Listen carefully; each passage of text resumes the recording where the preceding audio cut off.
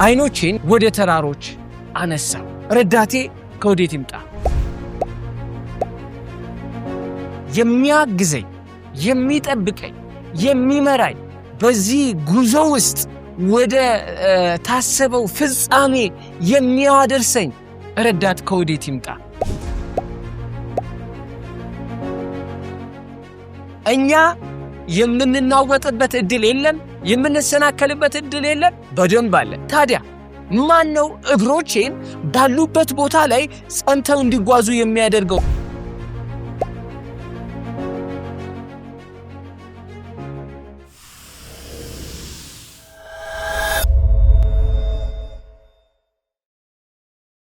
የጌታችን የኢየሱስ ክርስቶስ ጸጋና ሰላም ከሁላችን ጋር ይሁን። ዛሬ አጠር ባለ የቃል ክፍለ ጊዜ ተገናኝተናል። እግዚአብሔር በሚሰጠን በእነዚህ ደቂቃዎች ውስጥ ለነፍሳችን የሚጠቅም ነገር፣ ጌታን የምናከብርበትን ሕይወት መኖር የሚያስችለውን የቃሉን ብርሃን ያበራልን ዘንድ ጌታን እንጠይቀዋለን። ዛሬ የምንከፋፈለው የቃል ክፍል ያለው በመዝሙረ ዳዊት ምዕራፍ 120 በቅንፍ 121 ነው። ይህ መዝሙር በአብዛኛው ከልጅነታችን ጀምሮ ስንሰማ ያደግነው ነው። እስቲ ምን መልእክት በውስጡ እንደተላለፈ ጌታ ባበዛልን ጸጋ መጠን እንከፋፈል። እንዲህ ይላል ንባቡ። ዓይኖቼን ወደ ተራሮች አነሳው፣ ረዳቴ ከወዴት ይምጣ? ረዳቴ ሰማይና ምድርን ከሠራ ከእግዚአብሔር ዘንድ ነው።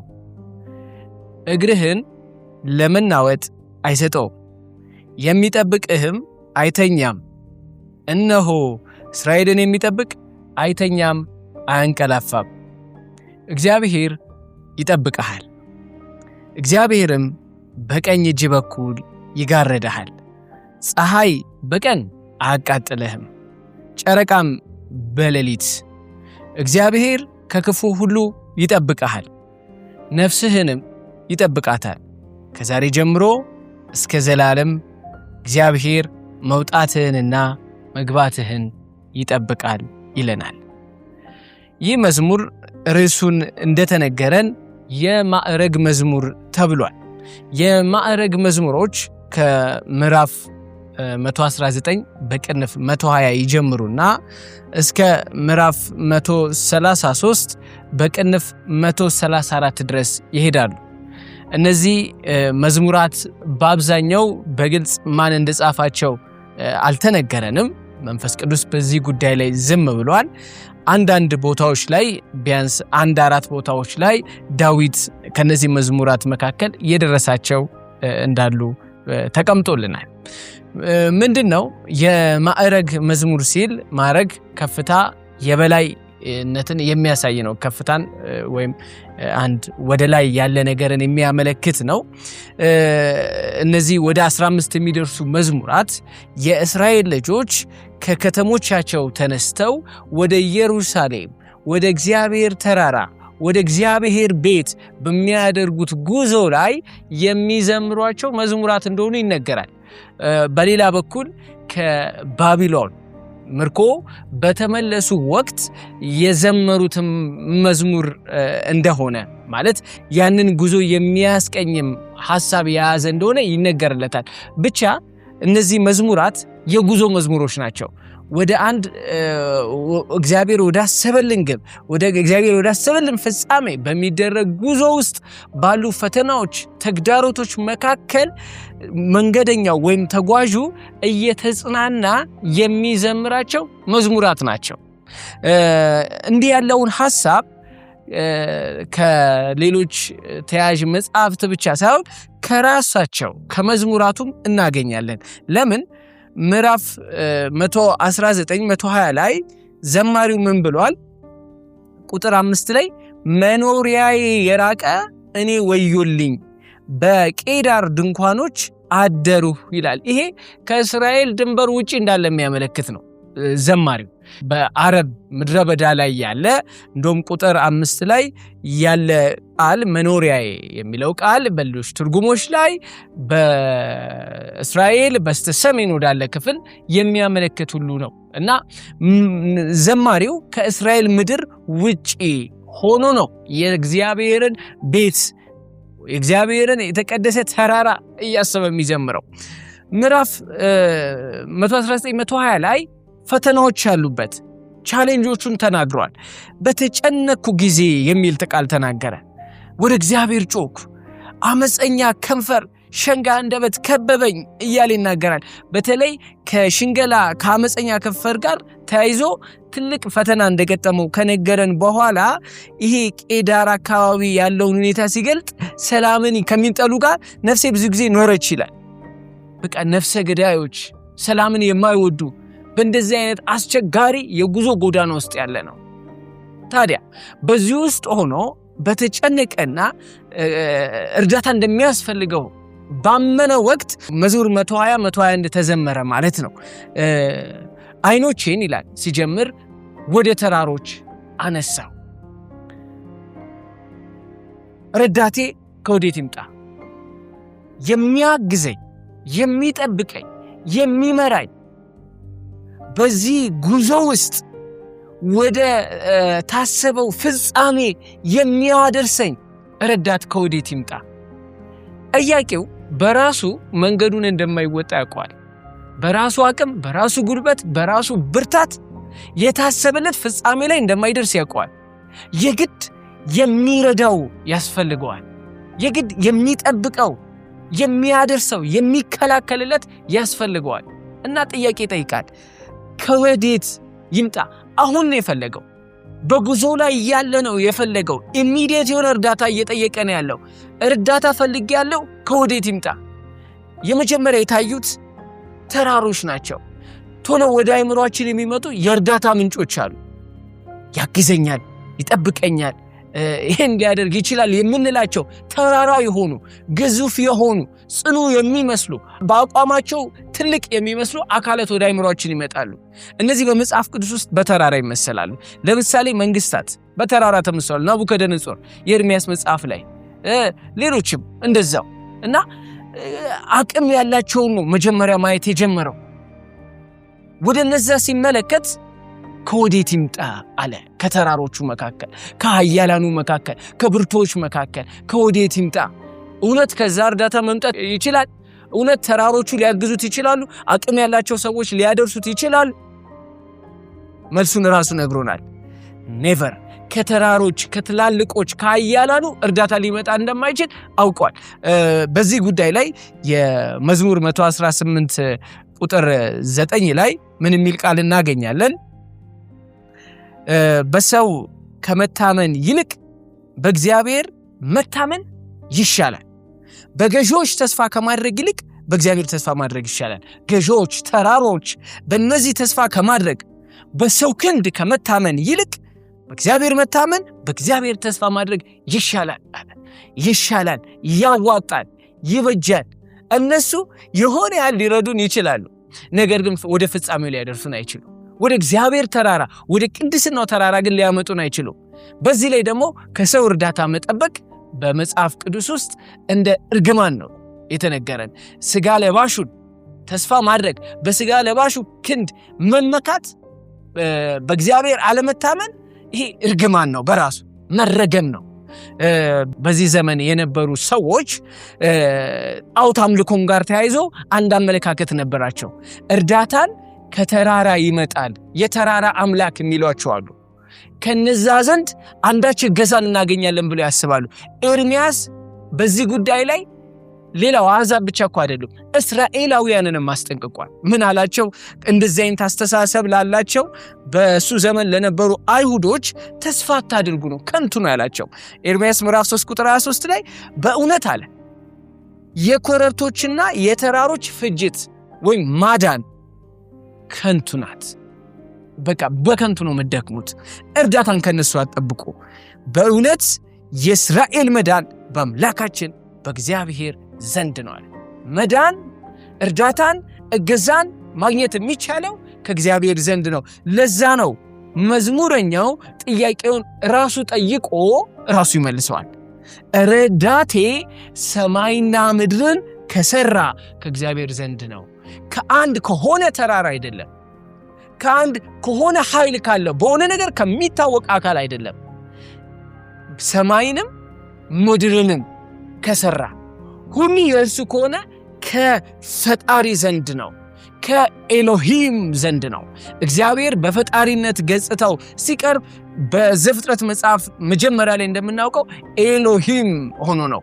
ሁሉን ማድረግ የሚችል ብርቱ የሆነ አምላክ፣ የፍጥረት ሁሉ አምላክ፣ ፍጥረት ሁሉ ከእርሱ በታች የሆነ ሰማይን ምድርን የሰራ እርሱ ነው የኔ ረዳት። እገዛዬ የሚመጣው አሁን በዚህ ሰዓት በጉዞ ላይ ሳለው በሚያጋጥሙኝ ተግዳሮቶች ውስጥ ሁሉ እገዛ የሚመጣው ከፍጡራን አይደለም፣ ከፈጣሪ ነው። ሁሉን ካስገኘ ነው። ይሲ ችግሩ አንድ ስፔሲፊክ ችግር ነው የተፈጠረበት።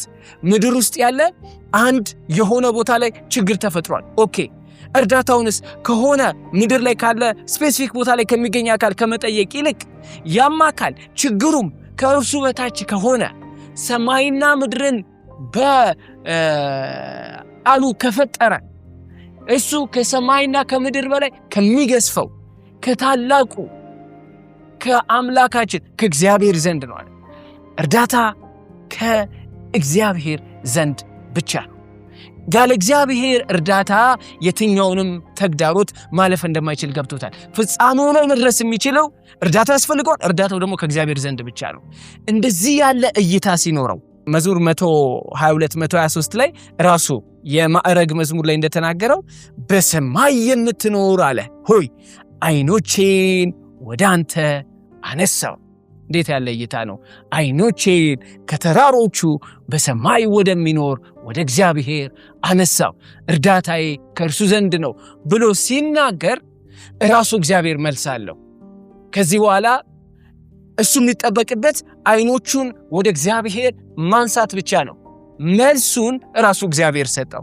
ከቁጥር 3 ጀምሮ የምናገኘው ቃል የዘማሪ ወይም የተጓዡ ቃል ሳይሆን የእግዚአብሔርን መልስ ነው። እግዚአብሔር ምን የሚል መልስ አለው? እግዚአብሔር በመንፈሱ አማካኝነት በቅዱስ መንፈሱ አማካኝነት ለተጓዡ እንዲህ የሚል መልስ ሰጠ። የመጀመሪያው እግርህን ለመናወጥ አይሰጠውም። እግርህን ለመሰናከል አይሰጥም። መናወጥ የለም አለ፣ መሰናከል የለም አለ። እኛ የምንናወጥበት እድል የለም በደንብ፣ የምንሰናከልበት እድል የለም በደንብ አለ። እንኳን ትላልቅ ተግዳሮቶች ገጥመውን አይደለም፣ በትናንሽ ተግዳሮቶች እንኳን እግራችን ተንሸራቶ ይወድቃል። መስመር እንስታለን፣ አካሄዳችን ይበላሻል። እግር ከአካሄድ ጋር ከምልልስ ጋር የሚገናኝ ነገር ነው እና በእንደዚህ አይነት ቻሌንጆች ውስጥ ስንሆን ሳለ መናወጥ ባለበት ወቅት ውስጥ መሰናከያ በመጣበት ወቅት ውስጥ በራሳችን አቅም እንደማንችል ረዳት ጠይቀናል። ረዳቴ ከወዴት ይምጣ ብለናል። ታዲያ ማን ነው እግሮቼን ባሉበት ቦታ ላይ ጸንተው እንዲጓዙ የሚያደርገው ስንል ራሱ እግዚአብሔር ነው። እኔ ኃላፊነቱን ወስዳለሁ አለ። ከመንገድ በምንም አማካኝነት አትወጡም ሲል እግርህን ለመናወጥ አለ አትሰጥም እኮ አይደለም፣ አይሰጠውም። እግዚአብሔር አሳልፎ አይሰጠንም። ተንሸራተን እንድንወርድ እግዚአብሔር አይፈቅድም። ከዚህ በፊት አሳፍ የሚባል የመዘምራን አለቃ እንዳለ ታውቃላችሁ። መዝሙር 72-73 ላይ አሳፍ ራሱ እግሮቹን ለመንሸራተት ለመሰናከል እንዴት ቀርበው እንደነበሩ ይናገራል። ቁጥር 1 ላይ ልባቸው ለቀና ለእስራኤል እግዚአብሔር እንዴት ቸር ነው አለና እኔ ግን አለ እግሮቼ ሊሰናከሉ አረማመዴም ሊወጥ ትንሽ ቀራል። ኃጢአተኞችን አይቶ እግዚአብሔር ለምን አይፈርድም? ለምን ዝም ይላል? እኛ እግዚአብሔር የምንለው ለካ በከንቱ ነው የሚል ሐሳብ ውስጡ ገብቶ እግሮቼ ሊሰናከሉ አረማመዴም ሊወድ በጣም ትንሽ ቀረ አለ። ልክ እኛ እንደምንሆነው ጫፍ ደረሰ፣ ግን እግዚአብሔር አሳልፎ አልሰጠውም። ይህንንም ራሱ ተናግሮታል። በሌላ መዝሙር ላይ መዝሙር 94 ቁጥር 18 ላይ እንዲህ የሚል ቃል አለ። እግሮቼ ተሰናከሉ ባልሁ ጊዜ አለ። እግሮቼ ተንሸራተቱ ሊወድቁ ነው ባልኩ ጊዜ ይልና አቤቱ ምሕረት ረዳኝ። እንዴት ያለ ምሕረት ነው! የእግዚአብሔር ምሕረት፣ የእግዚአብሔር ቸርነት ይህን ሰው በቃ አበቃልኝ ብሏል። በሰውየው በኩል እኮ አልቀዋል፣ ግን የእግዚአብሔር ምሕረት እግሮቹ እንዳይንሸራተቱ እንዳይወድቁ አድርጓል። መዝሙረኛው እንደዚህ ያለ ቃልን በተለያዩ ክፍሎች ላይ ሲዘምራቸው እናያለን። እስቲ እግሮቼ የሚለውን እግሮቹን እንዴት ከመሰናከል እንደጠበቀ እስቲ መዝሙረ ዳዊት ላይ እንመልከታቸው። ብዙ ጥቅስ ማውጣት እንችላለን። እንደው ለአጭር ጊዜ ጥናት ወይም የቃል ጊዜ ስለሆነ አንዱን ብቻ እግረ መንገዴን ጠቀስ አድርጌ ልለፍ። ይሄ ቃል ለሁላችንም መጽናኛ ይሆናል ብዬ አስባለሁ። ብዙ ጊዜ በተለያዩ መዝሙሮች ውስጥ እሰማዋለሁ ይህንን ቃል። መዝሙር 17-18 ቁጥር 33 ላይ ምን ይላል? እግሮቼን እንደ በሆር እግሮች የሚያረታ በኮረብቶችም የሚያቆመኝ እግዚአብሔር ነው። በቃ ማቆም የሚችል እግዚአብሔር ብቻ ነው። ሁሉም ተንሸራታች ነው፣ ግን እግዚአብሔር በፈጽሞ ሊተወን አይችልም። እግዚአብሔር ፈጽሞ እንድንወድቅ አይፈቅድም። የፈለገ ይምጣ። ይሁዳ ይሄንን አስረግጦ ነግሮናል። ወደ ክብር እየተጓዝን ነው። አዎ ብዙ የሚያንሸራቱት ነገሮች አሉ። አዎ ግን ሳንሰናከል ወደ ክብራችን እንገባለን። እንዴት? ይሁዳ ቁጥር 24 ላይ ሳትሰናከሉ፣ ሳትንሸራተቱ፣ ሳትወድቁ እንዲጠብቃችሁ በክብሩን ፊት በደስታ ነውር የሌላችሁ አድርጎ እንዲያቆማችሁ ለሚቻለው ለራሱ አለመሰናከልን ማስቆም የሚችል እግዚአብሔር ብቻ ነው። በክብሩ ፊት ጠብቆ ማቆም የሚችል የጉዞ መጨረሻ ላይ ማድረስ የሚችል እግዚአብሔር ብቻ ነው። ለእርሱ አለ እኛ ምን እንላለን? ለአምላካችን ለመድኃኒታችን ከዘመን ሁሉ በፊት አሁንም እስከ ዘላለም ድረስ በጌታችን በኢየሱስ ክርስቶስ ክብርና ግርማ ኃይልም ስልጣንም ይሁን አሜን። ይሄ ነው የኛ መልስ፣ አሜን ነው። ስለዚህ የመጀመሪያ የተሰጠው ተስፋ እግርህን ለመናወጥ አይሰጠውም የሚል ነው። ቀጥሎ እሱ እንዳይንሸራተት ብቻ ሳይሆን የሚጠብቅህ አይተኛም፣ እነሆ እስራኤልን የሚጠብቅ አይተኛም አያንቀላፋም ተብሏል።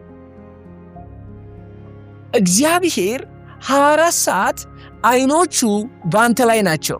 በመንገድ ጉዞ ላይ ላለው ላንተ እግር አይንሸራተትም፣ እግዚአብሔር ይጠብቅሃል። የእግዚአብሔር አይኖች ደግሞ 7 ቀን 24 ሰዓት በአንተ ላይ ናቸው። ከአንተ ዞር የሚሉበት ደከመኝ ዛልኩኝ የሚሉበት ሰከንዶች፣ ደቂቃዎች የሉ። ማረጋገጫ አለ። አዎ አንተን የሚጠብቅ እርሱ እንደ ግል አንተን የሚጠብቅ እርሱን አለና እነሆ ተመልከተው፣ እነሆ አለ። ማንን? እስራኤልን የሚጠብቅ አይተኛም አያንቀላፋም። ይህቺ እስራኤል የምትባል ሀገር እስካሁን ልትኖር የቻለችው ይህቺ እስራኤል የምትባል ሀገር እስካሁን ያልጠፋችው ምክንያቱ ምንድን ነው? እውነት በነሱ ብርታት፣ እውነት በነሱ ብልጠት፣ እውነት በነሱ አንዳች ነገር? በፍጹም። ምክንያቱ አንድ ነው። እነሆ ቢሆልድ ነው፣ ተመልከቱ፣ እዩ ነው። እስራኤልን የሚጠብቅ አይተኛም አያንቀላፋም። የአሕዛብ አማልክት ይተኛሉ ያንቀላፋሉ። ኤልያስ እንደተናገረው ምናልባት በዓል ተኝቶ ይሆናል፣ መቀስቀስ አስፈልጎት ሊሆን ይችላል። እስራኤልን የሚጠብቀው እርሱ ግን ተኝቶ አያውቅም፣ አንቀላፍቶ አያውቅም። እነሆ ታሪክ ምስክር ነው። እነሆ እስራኤል ምስክር ነች። ታዲያ አንተን እንዴት ይተውሃል ነው? የሚጠብቅ ፈጽሞ አይተኛም። 24 ሰዓት እኛ እንተኛለን፣ እኛ እናንቀላፋለን፣ እግዚአብሔር ይደግፈናል፣ እንነቃለን። እኔ ተኛው አንቀላፋው፣ እግዚአብሔር ደግፎኛልና ነቃው። አይኖቹን 24 ሰዓት ባንተ ላይ አድርጓልና አይኖቹን ካንተ ላይ አያነሳምና እንዴት የመንገድ ጉዞ ያስፈራሃል ነው። የእግዚአብሔር አይኖች በቅዱሳኑ ላይ ናቸው ተብሏል። እና መንገድ ስንጓዝ የሴኪዩሪቲ ካሜራ አይደለም፣ ሌላ ቴክኖሎጂ አይደለም እኛን አጅቦን የምንጋዘው። አይኖቹ በምድር ሁሉ ላይ የሆኑት የማይተኛው የማንቀላፋው የልዑሉ አምላክ እግዚአብሔር አይኖች በእኛ ላይ ናቸው። አይኖቹ ባንተ ላይ ናቸው ተባለ። አይተኛ ማንቀላፋ የማይዘጋ የማይከደን አይን ያለው። ስለዚህ እግዚአብሔር ያየናል ማለት ነው፣ ይመለከተናል። በምንወጣበት፣ በምንገባበት፣ በምንወርድበት፣ በምንቀመጥበት፣ በምንነሳበት፣ በሁሉም ነገር። ይሄን ብቻ አይደለም፣ እግዚአብሔር ይጠብቅሃል። እግዚአብሔር በቀኝ እጅ በኩል ይጋርድሃል። እግዚአብሔር እግሮቻችንን ከመንሸራተት የሚጠብቅ ደግሞም በአይኖቹ 24 ሰዓት የሚከታተለን ብቻ ሳይሆን ደግሞ አጠገባችን ነው። እግዚአብሔር በቀኝ በኩል ይጋርዳል፣ ይጠብቃል። ልክ እንደ ቦዲጋርድ በቀኝ በኩል እግዚአብሔር በአጠገባችን የቆመ ነው። አጠገባችን ነው ያለው። ያየናል ስንል ከርቀት ብቻ እንዳናስብ በአጠገብም ነው ተባለ። ዳዊት እንደዚህ ያለ እግዚአብሔርን አለ ሁልጊዜ በፊቴ አወራዋለሁ አለ። ሁልጊዜ ከፊቴ እመለከተዋለሁ አለና በቀኜ ነውና አልታወክም፣ ስለዚህ ሐሴት አደርጋለሁ አለ። ልክ ይሄ በሆነ ጠባቂ ታጅቦ የሚሄድ አካል የሚያስፈልገው ጥበቃ ሲደረግለት፣ እንክብካቤ ሲደረግለት፣ ፀሐዩ እንዳይነካው ጥላ ሲዘረጋለት፣ ጠላት እንዳይነካው ክለላ ሲደረግለት፣ እንደዛ ያለ ጥበቃ ነው። መዝሙረ ዳዊት ምዕራፍ 91 ላይ ምን ይላል? በልዑል መጠጊያ የሚኖር ሁሉም በሚችል አምላክ ጥላ ውስጥ ያድራል። በቀኝ እጅ በኩል ይጋርዳል፣ ሁሉም በሚችል አምላክ ጥላ ውስጥ ያድራል። እግዚአብሔርን መታመኛዬ ነው እለዋለሁ፣ አምላኬና መሸሸጊያዬ ነው፣ በእርሱም እታመናለሁ ይላል። የእግዚአብሔር ጥላ፣ የእግዚአብሔር ክለላ በአጠገባችን ልክ የሆነ ግዙፍ አካል ያለ ነው የሚመስለው። በግዝፈቱ እኛን የሚከልል ልክ ዶሮ ጫጩቶቿን ከክንፎቿ በታች እንደምትጋረድ እንደምትሰበስብ እግዚአብሔር በክንፎቹ ጥላ የሚጋርደናል። ስለዚህ ሐሩሩም ማያስፈራው፣ ብርዱም ማያስደነግጠው፣ ልክ ቀን በደመና ሌሊት በእሳት አምድ መራቸው እንደተባለ በአጠገባቸው እንደነበረ እግዚአብሔር በቀኝ በኩል ይጋርዳል። በአጠገብን ያለው ጉዞውን ስትጓዝ ብቻህን አይደለህም፣ እግዚአብሔር አብሮክ ነው። ልክ የኤማውስ መንገደኞች ወደ ኤማውስ ባቀኑ ወቅት ጌታ ኢየሱስ ከእነርሱ ጋር ነበረ። እየጠወለጋችሁ አለ የምትሄዱት ወዴት ነው? ጳውሎስ በእስር ቤት ሳለ የእርሱ የሚሆነው አለ ምን? ጌታ በአጠገቤ ቆሞ አበረታኝ አለ። የጌታ መገኘት ህልውናው እስኪሰማን ድረስ እግዚአብሔር የቅርብ ይሆናል። እግዚአብሔር ያጠገባችን ይሆናል።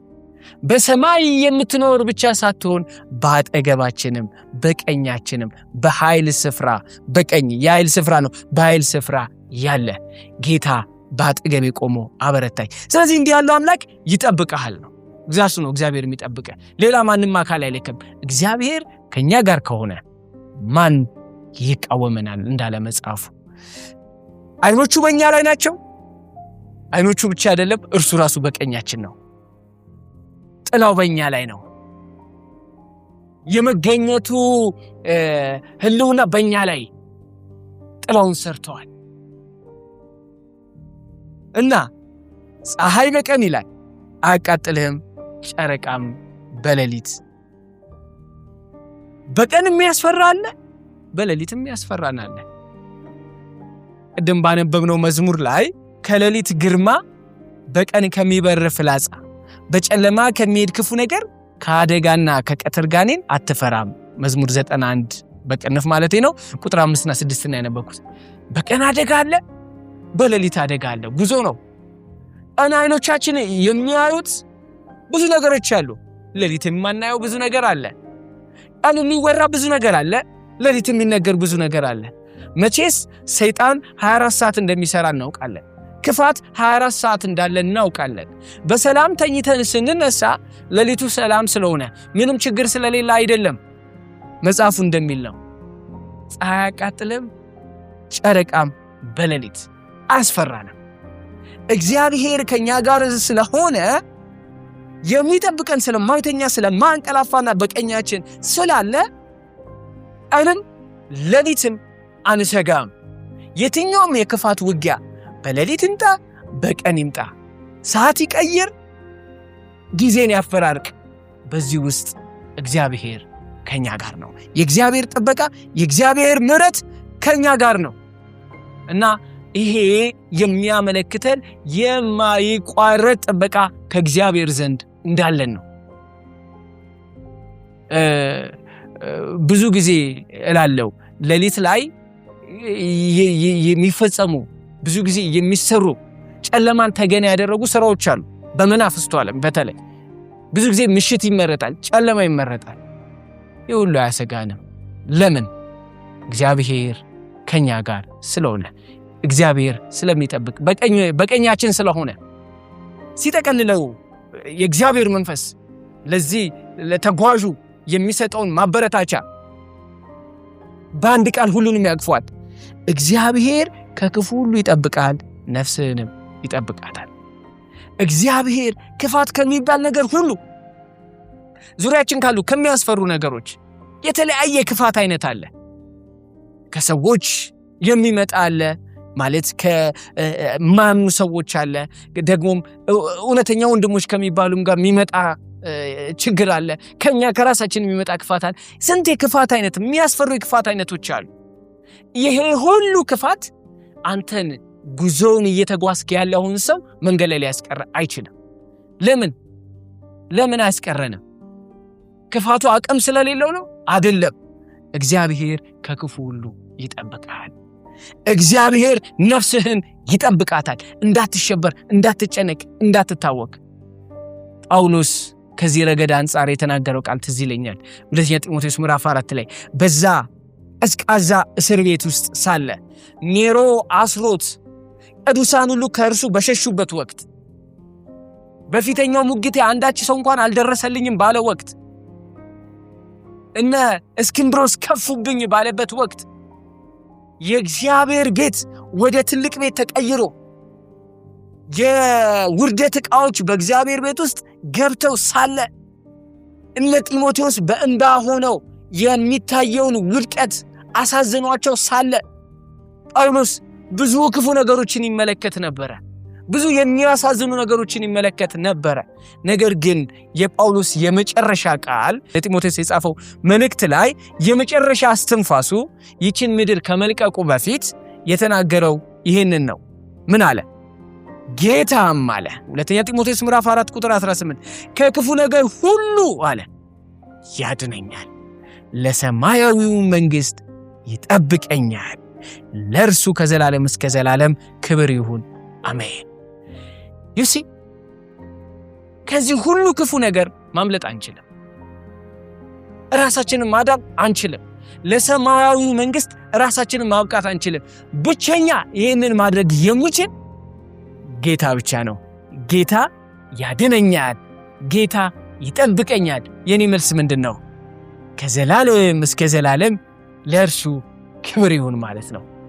ነፍሳችንን፣ መንፈሳችንን፣ ስጋችንን የሚጠብቅ ከክፉ ሁሉ የሚጋርድ ነፍስንም መንፈስንም ስጋንም የሚቀድስ አንደኛ ተሰሎንቄ ምዕራፍ 5 ቁጥር 23 ላይ እንደተነገረ ለሰማይ መንግሥት ያበቃል። የሚያበቃ እሱ ብቻ ነው። የሚያደርስ እሱ ብቻ ነው።